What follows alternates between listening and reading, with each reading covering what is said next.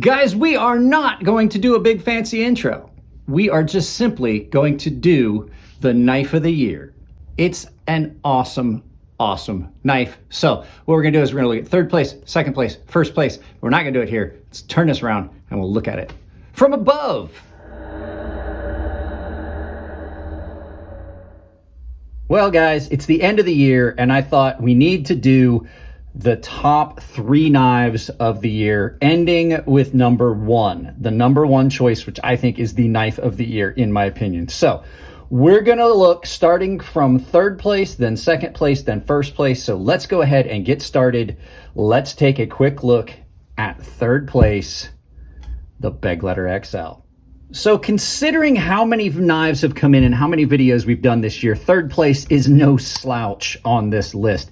This is by far the best Kizer they've made. This is one of the best button locks out there this year and absolutely one of the best knives. This is the first time that I can honestly say that Kizer was one of the picks that I would have chosen for knife of the year. Usually it's like Riot, Civivi, We Knife Company, or some of the other brands that are out there, including some of the American-made brands. But Kizer knocked it out of the park with this Begleiter XL. It was done in 154 cm. It was done as a button lock. Now, this is my personal one. This was a gift from my friend Tino for Christmas. Action on it is just amazing. The thumb studs wind up being just about perfect. They're in a perfect angle. And for a very large knife, a lot like the Valona from Migron Knives, this knife does not carry like a large knife.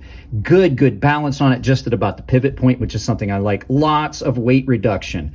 The blade on it is done incredibly well. Now this one is going to be a lot cleaner than the one that we saw in the first video because this is basically a brand new knife and I did swap out the button. But everything on this wound up being so good.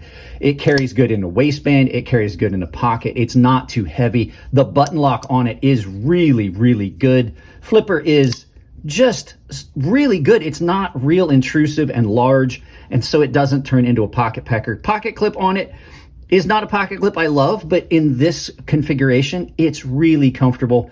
The only complaint I really have on this knife is I wish it had a little bit better jimping, and I wish that the button didn't stand up as tall in the closed position. But if you are looking for a really good knife, I will put a affiliate link description down below for a knife similar to this. This is an White Mountain Knives exclusive. I do not have affiliates with them. So if you're looking for this exact configuration, you're gonna have to look a little harder. But yeah, this is a winner. Like I said, I'll put a purchase link down below so you guys can pick this up if you want, but just an awesome knife at the price. It's not bad. It's like 80 bucks for this knife. So yeah, number 3 on the list, third place, the Begleiter XL by Kizer.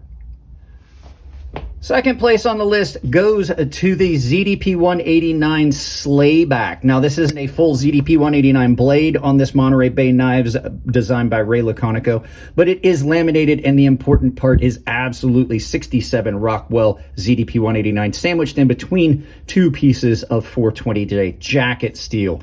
It's done in a carbon fiber frame or liner lock with a gorgeous look and a great pocket clip. This thing is one of the best knives in hand. I was afraid how I would feel about this curvature, but what you get is it then lends itself to cutting this direction really well.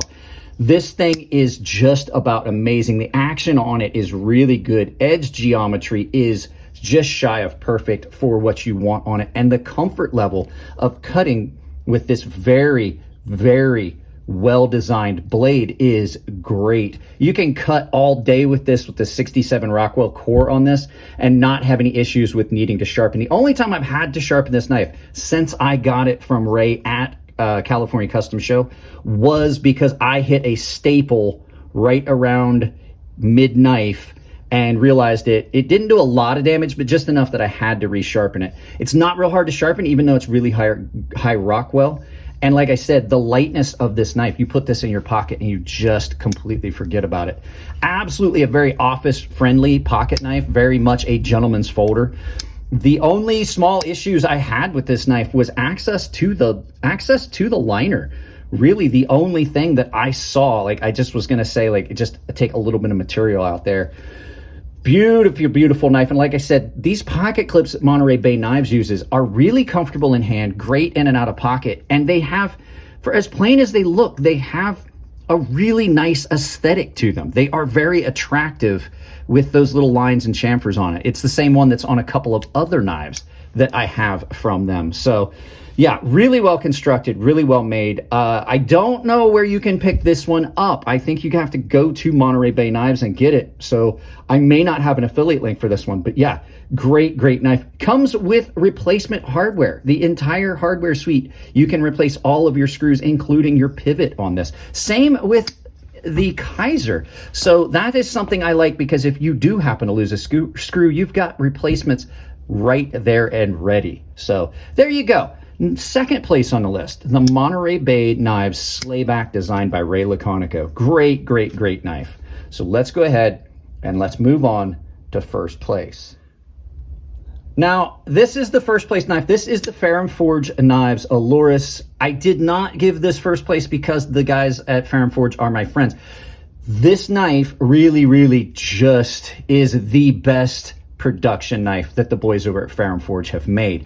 Not only is it attractive, it's got a couple little innovations that they've done on their knives here recently. They are using some very, very good jimping on their knives. That's one of my favorite things. Jimping on this is great. There are no softened edges on that. You absolutely can get on that and have really, really good purchase. They have ground this 20 CV blade down to one of the thinnest knives that has come in this year behind the edge. This thing slices like a monster. It does everything you'd want to do. Takes a nice, nice keen edge, and it slices so good. Beautiful, beautiful blade shape on it. And then these contoured handles are super comfortable in hand in the cut, with a really, really good pocket clip. There are no hot spots on this at all. I did refinish the scales. I gave them an ultra fine stone wash because that's more the look I wanted on this.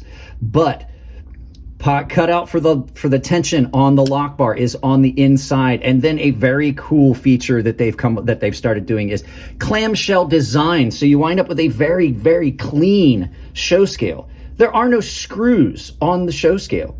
All the hardware is on one side. Now, I'm typically a fan of symmetry, but I do like that minimal look on that. That is gorgeous. There's only a couple real screws you can see. The pocket clip screws, of course, but the body screws, basically what you wind up with is one of the pocket clip screws, this screw, and this screw are what hold the knife together, and then your lock bar insert. So you have a very, very clean look on this knife. And like I said, in carry, in use, it is just awesome in hand. And like I said, it is so attractive. It definitely has that Ferrum Forge look to it, but I think of all of their production knives that they've done so far, this is my favorite one. Action on it is just amazing. Just the right amount of detent, just shy of drop shut. You can flick it off the flat, even though there's not a reverse flick aperture. There are just so many cool things about this knife. The lines, Elliot's lines, always come down. And that's one of the big key things on this.